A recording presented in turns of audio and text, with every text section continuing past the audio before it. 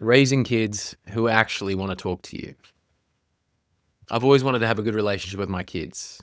I knew when I was young, when I was thinking about parenthood as a kid, when you think, I wonder if I'll get married when I'm older. I wonder if I'll have kids. Do I want to have kids? That I knew I wanted to be a dad, and that I knew that I wanted to have a really good relationship with my kids. And you always think it's going to be easier than what it is. But I definitely knew what I wanted it to be like. And I definitely knew what I wanted my relationship with my kids not to be like. Because we learn as we go.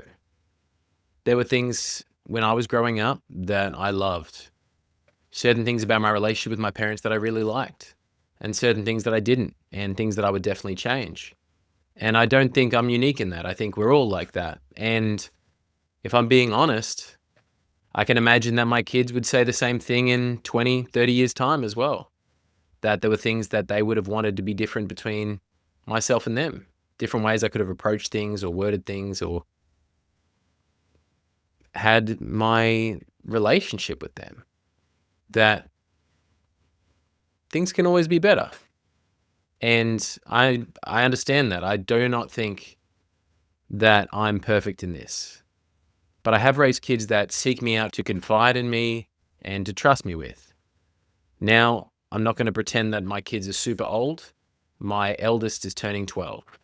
However, I do have 5 kids. They're all very different personalities. But there have been some things that I've found successful in building a relationship where we communicate openly and well. When I was growing up, there were certain exposures to families that were pretty consistent. I went to primary school in the 90s, high school ending in 2003. And during that time, there were consistent themes along parents and their kids that I ran into with friends. One of the consistent things was I didn't find a lot of closeness. I didn't find a lot of open conversations with my friends and their parents. This was just not common. Wasn't bad, wasn't toxic, anything like that, but there wasn't a dialogue. There didn't appear to be much seeking out of relationship on either side. And again, I'm just a spectator for a very limited amount of time. So I'm not pretending like I knew exactly what it was like. But there was definitely common themes. And that's one thing that I found, that there wasn't a lot of closeness and openness. It was a very defined roles. And I remember during that time, it was still a bit of a crossover of the not quite be seen and not heard, but could be depending on the family. And there just didn't seem to be a lot of interest, particularly on the parent side of things, to get to know their kids. However, there was a couple of families that I noticed did things a little bit differently. One in particular, I had a friend called Sam, and they had a slightly bigger family. They had 4 kids, and their parents were very loving, very kind, and very lighthearted. I had never seen anything like it. And to a point, there was such a playfulness in the house that the kids were genuinely enjoyed. They were genuinely enjoyed for their senses of humor, their kindness, the way they thought of things and saw the world. And this was not something that I'd ever run into. The uniqueness of the way they saw and did things was genuinely celebrated. It was something that they were funny. They were all a funny family as well. It's weird to have that many funny people in your family. I feel like it's like a couple, maybe one. But they were genuinely funny and likable and nice. And I remember the parents genuinely being stoked for them. Like, I remember I hadn't seen Sam in ages. And I remember we were visiting them that day, and his mum said, "Oh, do you want to meet Sam's girlfriend? She's really pretty." And I was like, sure, no worries. And then she's like, "Here she is. Isn't she lovely?" I was like, "Yeah, hey, how's it going?" It was just a fun thing to see. It was just this lighthearted fun. I enjoy my kids as people, as the people that they are. And that's something that I'd never really seen. I especially didn't see this until older years with a lot of people. I think Sam was about 13, 14 at the time. But generally it's like they're out of school, and then I get the sense that the parent doesn't really have to think about them as much, have to consider them as much. And I know that I was closer to my dad at that point. My dad was pretty down the line with most things, but when I left school, he was way more open, and he was a better friend as well to me as well. Like, he'd seek me out for coffees and he'd be like, "Hey, I'm coming into town.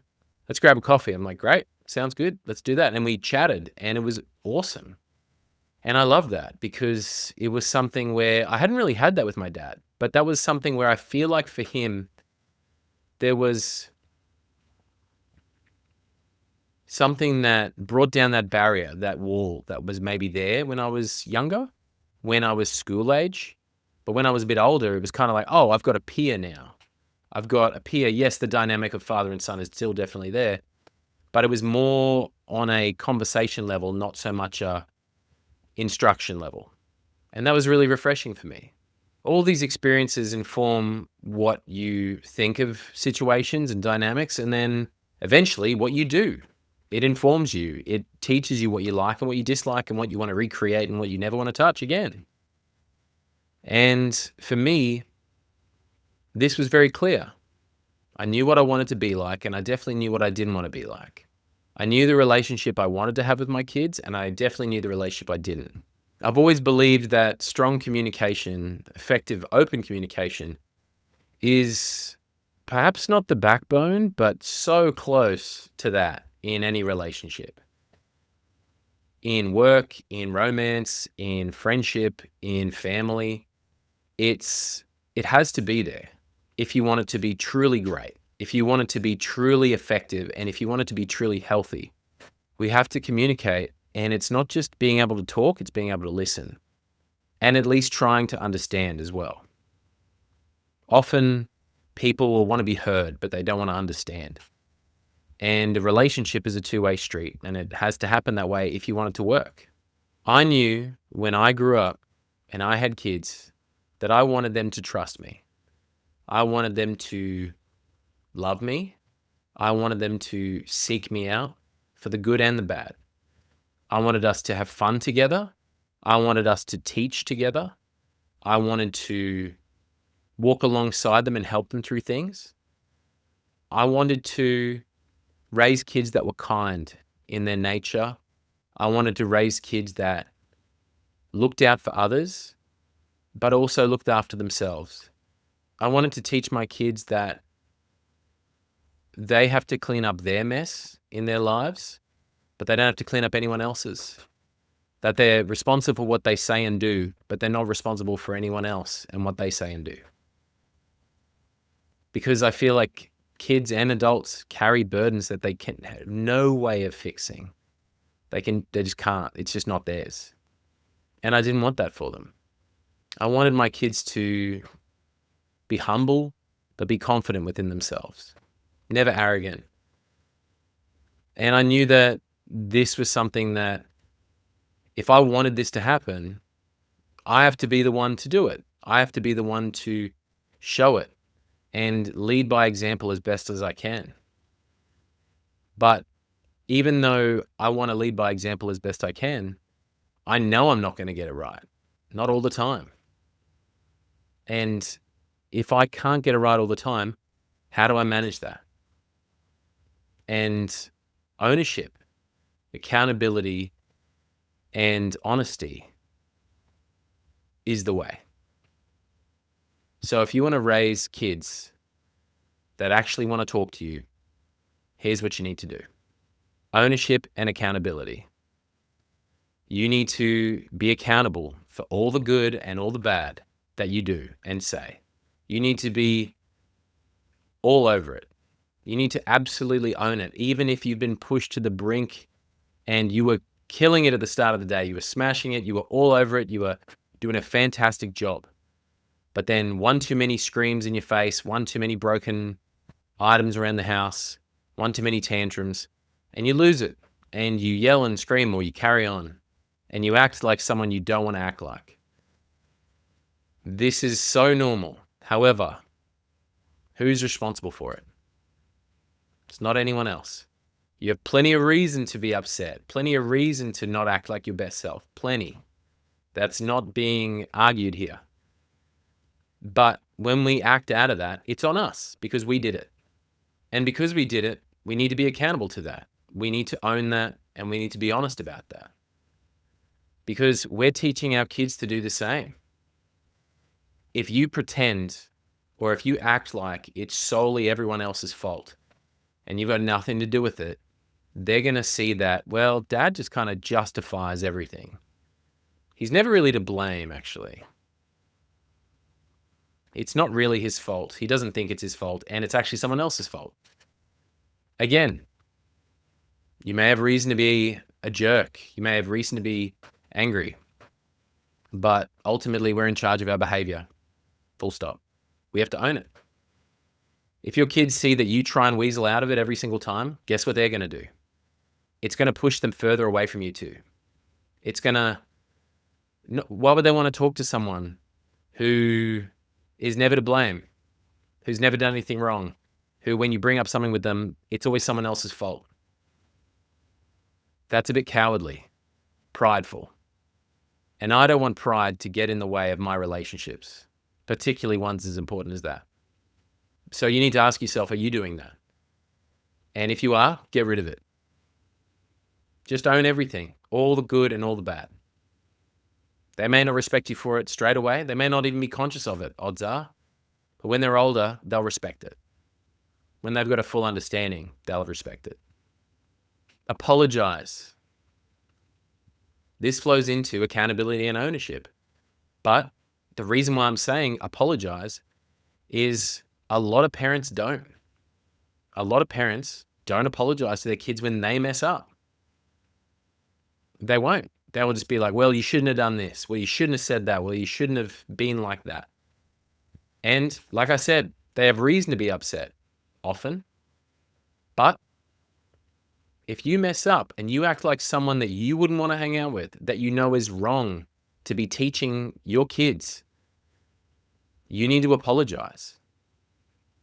Don't just sweep that under the rug, because again, you'll have prideful kids. You'll have kids that are afraid to apologize, afraid to take on blame, afraid to be wrong, afraid to be the reason why something bad happened to someone. And then you've got a bunch of prideful people that it only hurts the relationships they get in. Because if they get in a romantic relationship and they're never to blame, or they can never apologize, that puts strain on a relationship. Because ultimately you've got one person coming to the party and being fallible and being vulnerable, and you got one person who, sorry, I can't be vulnerable. I can't. They can't even say, sorry, I can't be vulnerable, because it's got the word sorry in it. They just go, nah, can't do that. Too scary. Teach your kids that it's okay to be vulnerable, but you got to lead by that. And the way you do that, ownership and accountability. But that flows into, and it involves apologizing when you get it wrong. Show them that it's not scary. Show them that it's not the biggest deal. And show them that, you know what? You make mistakes too. And it's not the worst thing in the world. Kids need to learn that it's okay to make mistakes, that they're not alone. They're not the only person who gets it wrong. Even dad does. Even mum does. It's not too scary. And then they tried better and did better the next time. So teach them that. Honesty. Teach your kids what honesty looks like through how you are honest, how you're truthful. The way I achieve this is through transparency. It's being transparent. Telling them your thought processes. Telling them why you did something sometimes. Obviously, you can't tell them at every time of the day. Obviously, you can't tell them in every situation. But some of the times, you can definitely keep them in the loop. Tell them why you approached something one way. Mate, I was trying to do it this way and it totally messed up. So now I'm trying to fix it. Mate, I thought you were chasing after your sister and I thought you were just being mean to her. I didn't realize that she had pushed you first. So I'm sorry for that. Being honest. Letting them hear that you're one of them. that you're a person who makes mistakes and does well, that you tell the truth, even when it's hard. That blame or failure won't stop people from telling the truth, because some people let that stop them. And if we teach our kids that as a young age, they're not going to want to be honest because it's too scary. If you show them what it's like in your relationship, in your marriage, in your relationship with them, to be honest and to be accountable and to be someone who is heart-led, that's a great lesson. Because when you want to teach a kid to be honest, trust. If you're going to teach your kids what trust looks like, you have to show them what it's like to be trustworthy. Part of that is keeping your word. Keep your word to your kids. If you say you're going to do something, do it. If you're going to say you're going to try, do that. If they give you some information and they ask you to keep it, keep it. It's showing them what trust looks like. On the other side, it's trusting them with things too. And obviously we start small. Start with the little things or responsibilities that are going to teach the kid, are going to teach your children. But if it didn't happen, it wouldn't disrupt or stop your whole day. Show them what trust looks like from you and for them. Show them how you trust them. If they see that you trust them with things, they're going to feel more connected to you because they've got that relationship with you. They're trusted by their dad. That's a nice feeling. But that comes down to you. Care. Obviously, we love our kids, but caring for them, showing that you care, showing that you're there when something happens, showing them that you're a listening ear, showing them that you're thinking of them, showing them that you try and help them, shows that you care, shows that, oh, dad really, he's looking out for me, you know? Mum's really aware of what's going on for me right now. That means a lot. Check in with your kids. Do individual time. I find that tricky right now. We've got 5 kids, we homeschool, we're running businesses, and it's hard to get that one-on-one time. So incorporate it. When you have to get groceries, take one of them to the shops. That's their turn. Have a chat to them. Seek them out when you're going for a walk around the block. Go for a walk. Take one at a time if you need to. Otherwise, they'll walk together and go from there. But show that care, build that care, so that they know that they're valuable. And then once you show that, you definitely see them. Show that to other people. Show that to their friends. My kids are incredibly thoughtful. They are better gift givers at this age than I've been. And they just think of people. And my wife's very good at that. She really thinks of people and what would be very valuable for them, what would really mean a lot to them. She's really good at that.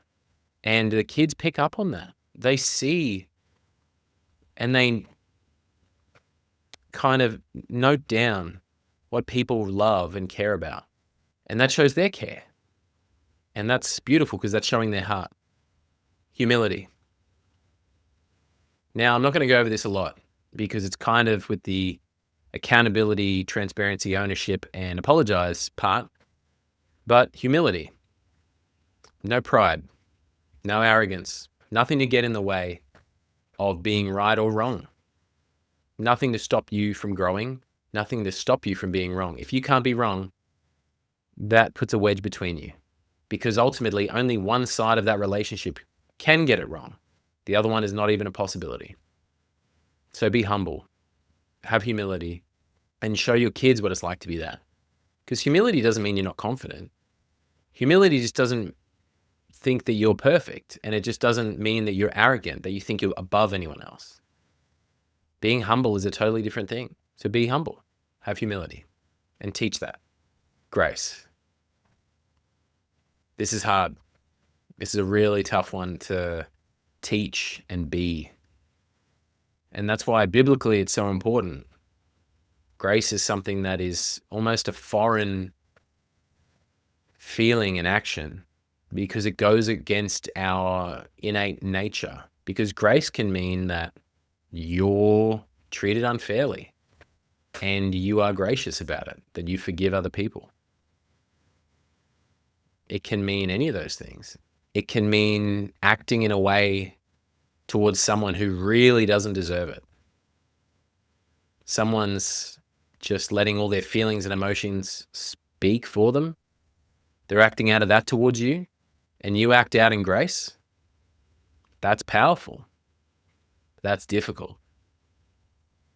As much as you can, be, and it's more complicated than this, but be the bigger person. Show grace. Show how you would like to be treated, even if they're not treating you like that. Treat others how you want to be treated. Have that instilled. But grace is a tough one. And it's an easy one to get wrong, but it's an incredible one to teach. Just and fair.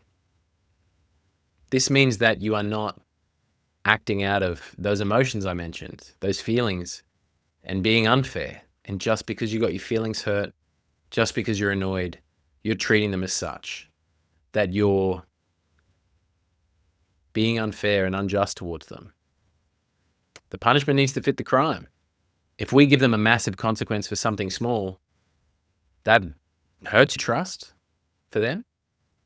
But also it shows that you're quite unfair, that if you're annoyed or angry, you can just use your quote unquote power that you wield as a parent versus a kid to be unjust and unfair. And that's not a great dynamic to have. Be just and fair. Have a look at what is actually appropriate and makes sense for what goes on. Because if you're just swinging wild and throwing out punishments that are way more severe than what is actually called for and you know it, that hurts relationship. Most importantly, unconditional love. Unconditional love needs to be the foundation of our relationships. Now, love for certain relationships, ones that aren't family, ones that aren't romantic, don't have to be unconditional in the fact that you accept them all over again. The friend who is never there but tells you they will be. The family member who disrespects you behind your back or to your face. There can be unconditional love, but it may hurt that trust, and that's fine. But unconditional love towards your kids means that when they get it wrong, when they're a jerk, when they're rude, when they lose it, that you still love them, that you still care for them, that your love for them has not changed, that it will never change. And this is something that is not very common in normal society, in everyday society. Some parents are really conditional. Some people are really conditional. I know of relationships, married people, that do silent treatment for days or weeks. That person upset them, so they used that breakage in their relationship, that hurt, to wield and inflict more pain on their partner for an indefinite amount of time. And again, that comes down to pride. It comes down to a lack of humility. And I think it's a cruel way to treat people, especially people that you love or claim to love. If your kid messes up, why would you use that as an opportunity to give them the silent treatment or treat them lesser? You may have had your feelings hurt. Talk about it. Not to emotionally manipulate, but just to let them know that, hey, that behavior, that really hurt my feelings. I don't want you to do that anymore. And usually your kids are apologetic. And usually this is a conversation that you can have depending on the age. And sometimes it's just, they didn't even mean to do it, but it just hurt a wound for you, an old problem, an old wound. I know I've been hurt by things before, and it was a total accident by the kids. And I just said, sorry, guys, it's just, that one hurts my feelings a bit. And it's not actually anything down to what you specifically said. It's something else that's going on. I'll be fine in a little while. It's all good. The conditionality of love shows people that it can be taken away. But imagine as a kid to know that if they mess up, if they're rude, if they yell and scream, if they do anything like that, that their love can be taken away by their parents, by the people that are supposed to love them no matter what. That's a scary thing for a kid. That's so scary. I don't want to give my kids that. I don't want any kid to have that. I don't want any kid to experience that. And if we can show our kids that, and I've said to my kids, hey, this doesn't change my love for you. I still love you more than anything. I just don't like what you did. I just don't like you talking like that. I just don't like you treating your mother like that. I don't like you chasing after your brother or chasing after your sister like that. I don't like that behavior. I still love you. And for them to know that they're loved no matter what, when they get it right, when they get it wrong, whether they're acting like a good person or not, that's a really safe space that they can be in. And if you make that place safe to let them know that they are loved regardless, they will want to talk with you. They will want to tell you the good and the bad. They will want to show you and share with you their lives, no matter the age, because you're a safe place. You love them. Full stop. You will not agree with everything they say and do. And that's normal. But our love can't be dependent on that. We can't have it so it's a transactional thing, and we can't have it where it's dependent on situations. We can't just give 80% of our love if they comply to this and 40% if they don't. That is prideful and that's cruel. You don't have to like everything they do, but we have to love our kids and we have to let them know that it's an unconditional love. But you have to show that unconditional love, that you love them no matter what, and whether they get it right or wrong, whether they intentionally get it right or wrong. Leading with that unconditional love makes everything easier, because it means you're acting out of love, you're teaching out of love, you're being honest out of love, you're being accountable out of love. It's your anchor, and it's an easier place to pivot from and to move from, because ultimately you're anchored in something that is pure and is kind and just and loving and safe. And if your kids can feel that from you, they will start picking that up and using it in their life. So that's how you raise kids who actually want to talk to you. It's all down to you. Go chat to your kids. For the dads out there, go check out my 90-day purpose reset. The workbook and the bundle is in the description below. So go check it out. Bless you guys. If you want to work together, let me know. Have a good one.